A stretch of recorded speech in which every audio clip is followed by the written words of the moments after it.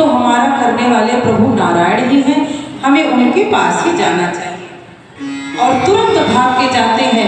मार्ग में सोचते हैं कि अगर वैकुंठ तक गए ना तो समय बहुत लग जाएगा, और जब यहाँ इधर कहीं ऐसा ना हो तो स्वयंवर हो जाए और कोई दूसरा ही विवाह कर लेकर चला जाए तो क्या करें।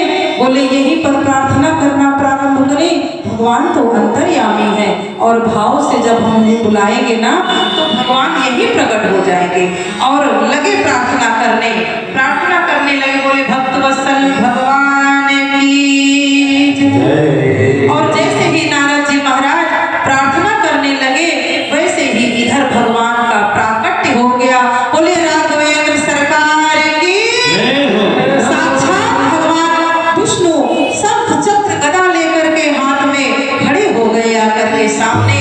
और नारद जी महाराज के समक्ष भगवान नारायण आज साक्षात खड़े हो गए और आकर के कहते हैं अरे नारद जी महाराज भला क्यों हमको याद किया, क्या बात है।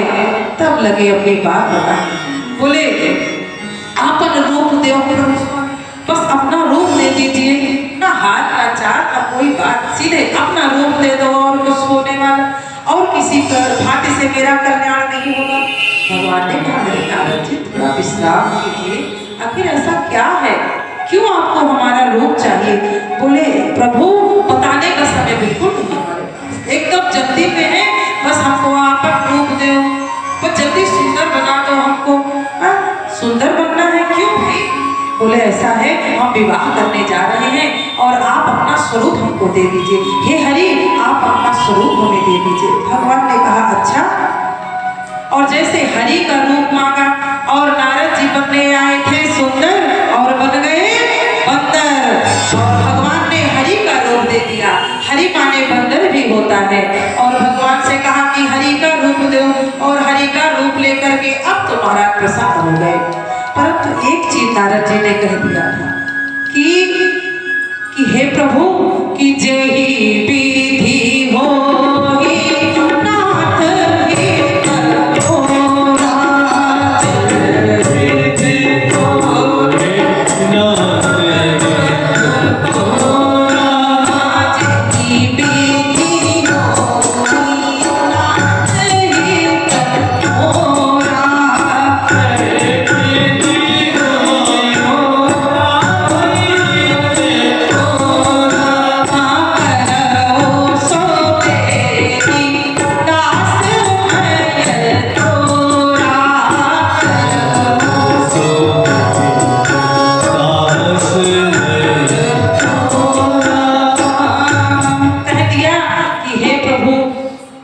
हम आपके सामने खड़े हैं, जिस प्रकार से मेरा कल्याण हो वह आप कर दीजिए। और एक बड़ा ही सुंदर भजन गाने लगे कि पकड़ लो हाथ रघुराई नहीं तो जाएगा, पकड़ लो हाथ रघुराई नहीं तो पकड़ लो हाथ रघुराई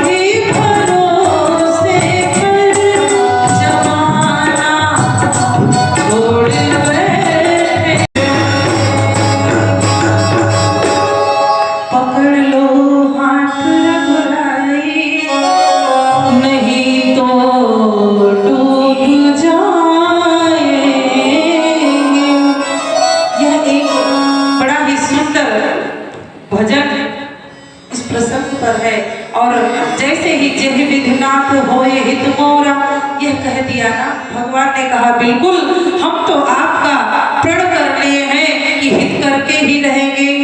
यद्यपि आप हमसे अरुज मांग रहे हैं, व्याकुल हैं, आप परेशान हैं, रोगी हैं, परंतु हम आपको जो है ना दवा ही देंगे। कौन सी दवा देंगे? बोले जो आपके मन में गर्व का अहंकार का पौधा उत्पन्न हुआ है ना, इसको जड़ से उखाड़ कर फेंक देंगे। और इधर नारद जी महाराज प्रसन्न होकर के आ रहे, अरे वाह, अब तो यह कन्या हमें ही जयमाल पहनाएगी, विवाह मुझसे ही करेगी। और जैसे ही आते हैं इधर स्वयंवर में, जहाँ पर एक स्वयंवर बना हुआ था, उस भवन में आए और आकर के सीना तान करके भूल करके बैठ गए। अरे वाह, अब तो हो न हो विवाह तो मुझसे ही करेगी, इतने सुंदर हम हैं, भला नारायण के बराबर सुंदर इस संसार में कौन है? और उसी समय एक भगवान शिव जी ने कौतुक किया था। क्या किया? बोले 2 गणों को भेज दिया, कहा ऐसा है जाओ और देखो नारद जी का भगवान विष्णु किस प्रकार से उद्धार करते हैं ना, वो लाइव टेलीकास्ट हमको दिखाना है। तो उसने कहा ऐसा है प्रभु, हमारे पास तो ऐसी दृष्टि है नहीं।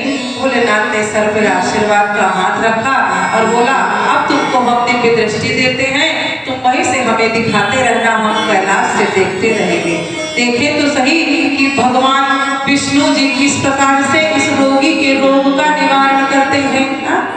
और ये दोनों गण ब्राह्मण का रूप बना करके आ गए और स्वयंवर कक्ष में पहुंच करके सब अपने अपने स्थान पर, नारद राजा लोग सभी बैठे हैं, राजकुमार, और जा करके नारद जी भी एक पंक्ति में बैठ गए और एकदम सीना फुला के ताक के बैठे हैं। वाह, अब तो विवाह होने ही वाला है। और जैसे ही कन्या आती है ना, जयमाल लेकर के पीछे पीछे सखियां आ रही है मंगल गीत गाते हुए, और जयमाल लेकर के कन्या ऐसे देखते हुए पंक्ति में आगे बढ़ती जा रही है। और जैसे ही उसने देखा नारद जी की तरफ, अच्छा एक यहाँ पर बहुत बड़ा भगवान ने भला किया था। क्या किया था? बोले नारद जी को सबने नारद ही समझ के प्रणाम किया, सिर्फ कन्या को ही और वह 2 गण को ही बंदर दिख रहे थे, बाकी सबको नारद जी, सबने नारद जी महाराज आए हैं, सबने प्रणाम किया। इसलिए उनका अपमान कहीं होने नहीं दिया। क्यों? क्योंकि यदि उनका अपमान होगा, भक्त का अपमान होगा, तो भगवान का होगा। इसीलिए प्रभु ने ऐसा कौतुक किया कि सबको तो वो नारद जी ही दिखाई दिए। अब कन्या आती है और जैसे ही उसकी दृष्टि पड़ती है कि मरकट बदन भयंकर देखी, अरे बाप रे, देखत हृदय क्रोध आते ही एकदम भयंकर क्रोध आ गया उसको। अरे बाप रे, यह बंदर कहाँ से आ गया? तुरंत मुंह बनाया और दूसरे रास्ते निकल गई। और जैसे दूसरी तरफ, तो ये लगता है भूल गई होगी, नारद जी महाराज को चलने लगे, हम यहाँ हैं, देखो तो सही हम यहाँ हैं, चलो कोई बात नहीं, शायद दृष्टि न पड़ी हो। दूसरी पंक्ति आगे जाकर के बैठ गए और पीछे जो बड़ लोग हैं मुस्कुरा रहे हैं। अरे वाह नारद जी महाराज, आप इतने सुंदर लग रहे हो कि यह कन्या आपको छोड़कर किसी से विवाह करेगी भी नहीं। खूब आनंद वो लोग भी ले रहे हैं, मजाक। लेकिन यहाँ इनको समझ में नहीं आ रहा, क्योंकि माया इनके अधीन हो गई है, माया के अधीन थे। और अब जब कन्या आगे चली गई, दूसरी पंक्ति में गए और फिर उसने देखा, फिर उस पंक्ति में उसने भूल करके भी नहीं देखा।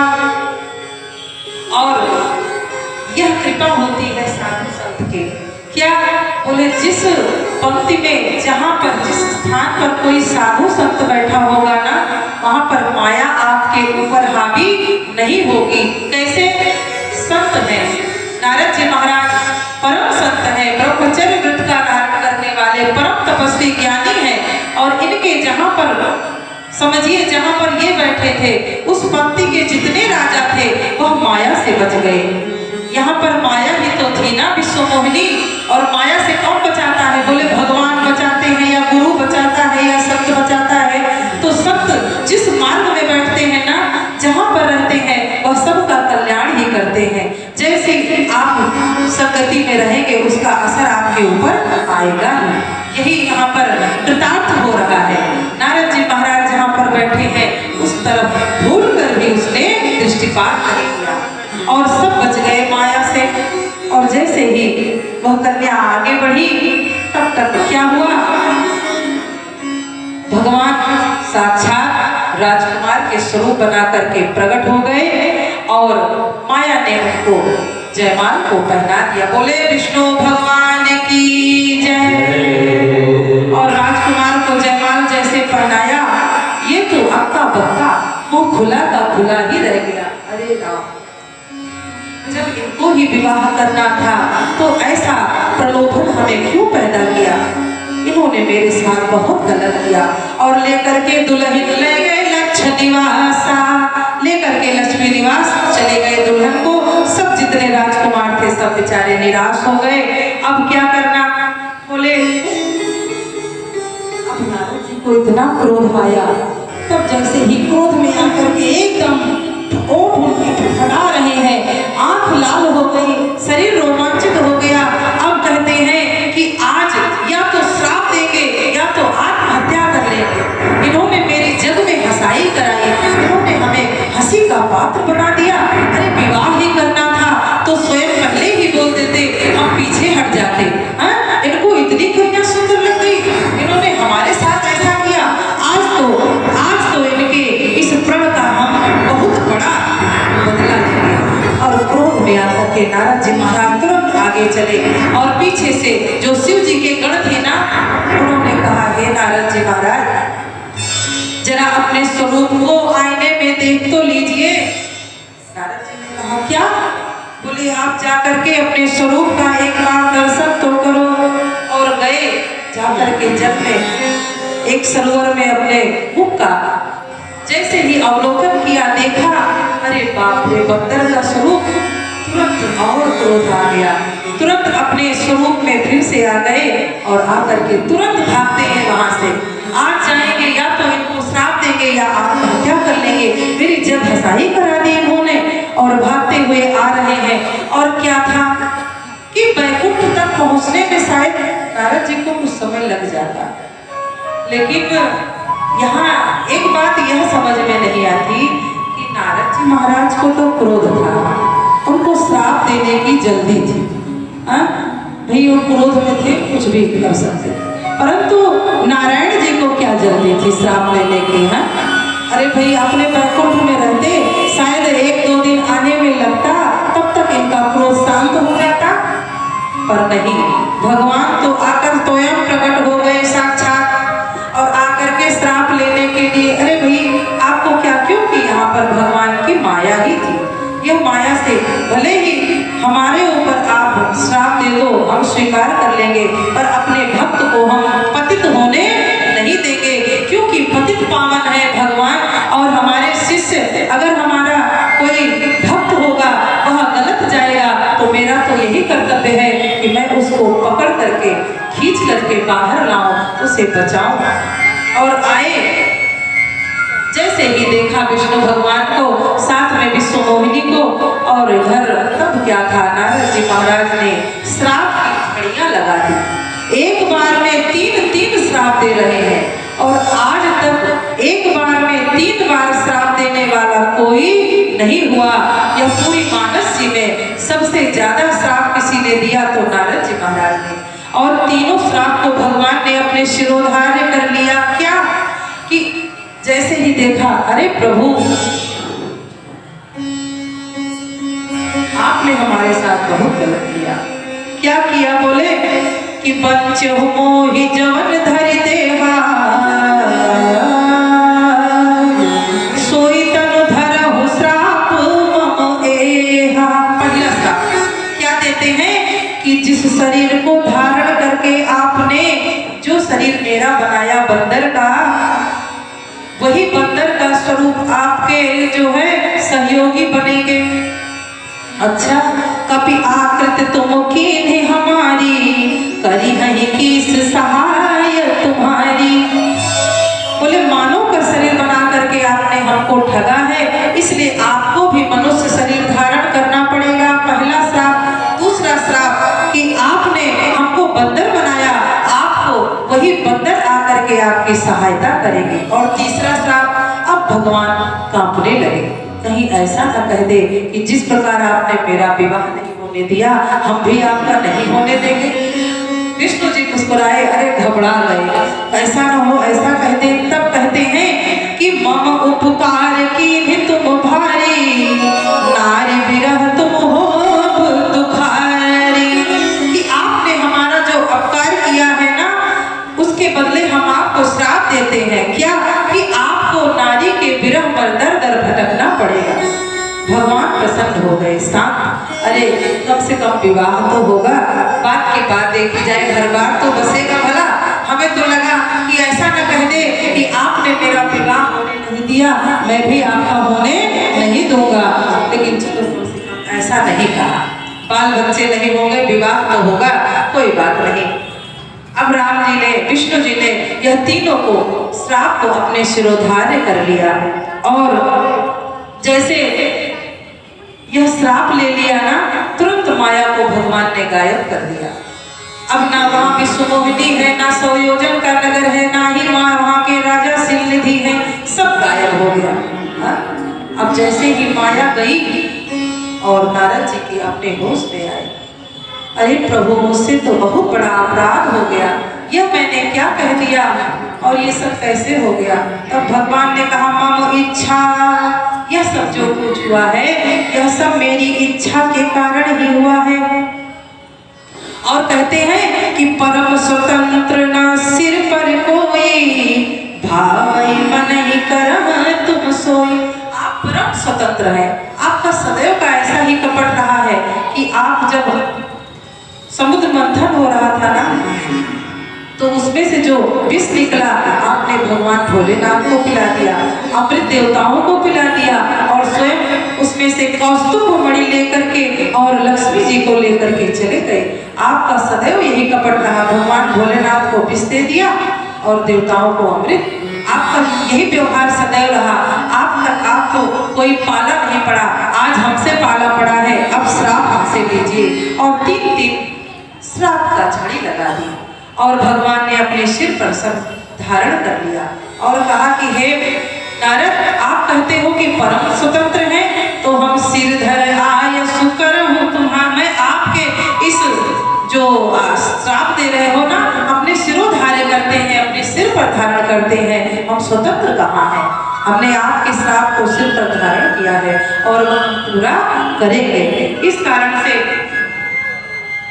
भगवान का नर रूप में आना, यह 3 श्राप भगवान को प्राप्त हुए। चौथा कारण होता है मनु और शत्रुपा का तपस्या। और यहाँ नारद मोह प्रसंग में कि मम वृषा होई मम श्राप कृपाला, तब कहते हैं हे कृपालु, ये जो हमने श्राप दिया है ना, यह मिथ्या हो जाए। तो भगवान कहते हैं यह हमारी इच्छा से हुआ है, आप परेशान मत होइए। कि हमारे अपराध का कैसे क्षमा हो, कैसे क्या करें। तब शंकर जी ने कहा कि जप हो जाए शंकर सत्यनामा, जप हो जाए शंकर सत्यनामा, जप हो जाए शंकर सत्यनामा, जप हो जाए शंकर सत्यनामा, जप हो जाए शंकर सत्यनामा। कोई हृदय तुरंत